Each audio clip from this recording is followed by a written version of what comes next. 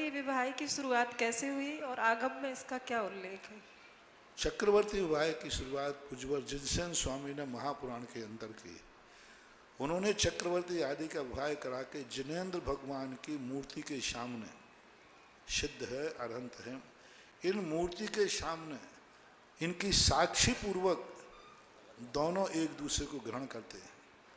लोग कहते हैं ये राग का काम है, नहीं, भगवान के सामने ग्रहण करने का अर्थ है कि हे भगवान, मैं संसार के कीचड़ में जा रहा हूँ, आपकी साक्षी रहे, मैं इस कीचड़ में कमल के समान निर्लिप्त रहूं, मैं संसार के कीचड़ में दलदल में नहीं फंस जाऊं।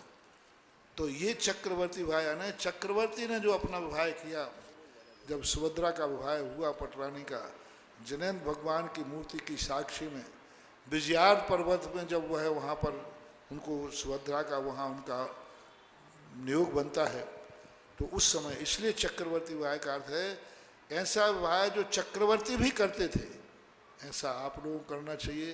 विधि में कई बार बता चुका हूँ और आगम सम्मत है। बस आज जो तुम्हारी बारातें लगती हैं, इन बारातियों को तो मंदिर में प्रवेश भी नहीं होना चाहिए। आज बारात कैसा है, जैसे विधान में सबसे बड़ी चीज है कि दोनों पक्ष जैसे विधान में शुद्ध धोती दुपट्टा पहनते हैं, ऐसे शुद्ध वस्त्र पहनकर जितने बाराती आए हैं वे सब धोती दुपट्टा पहने और दोनों पक्षों के लोग बैठ करके और पंडित जी पंच परमेष्टि विधान करावे मांगलिक, और पूरे बाराती उस विधान में बैठे कायदा से, परिवार के लोग बैठे धोती दुपट्टा के साथ बैठे और ऐसे लगे जैसे कोई कल्पद्रुम महामंडल विधान हो रहा, और सारे बाराती शुद्ध जैसे पूजा है।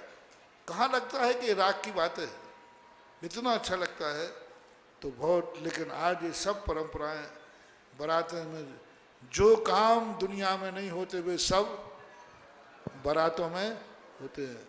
और बारात जैसा मांगलिक कार्य तुम्हारे गृहस्थ के जीवन में जिंदगी का सगुन है महानुभाव, जिंदगी का तुम्हारी गृहस्थी है, उस समय कोई अशुभ कार्य नहीं होना चाहिए, कोई अशुभ कार्य नहीं, शराब जुआ सब बंद रहना चाहिए, फटाके फोड़ना है सब, क्योंकि ये मांगलिक है। होटलों में नहीं होना चाहिए जहाँ पापी लोग जाते हैं, जहाँ पाप की बातें होती है। तुम्हारी जिंदगी का मंगलाचरण है, मंगलाचरण किसी पवित्र आत्मा के सामने ही होता है। तो ये है, तो ये आगम सम्मत बात है ऐसा।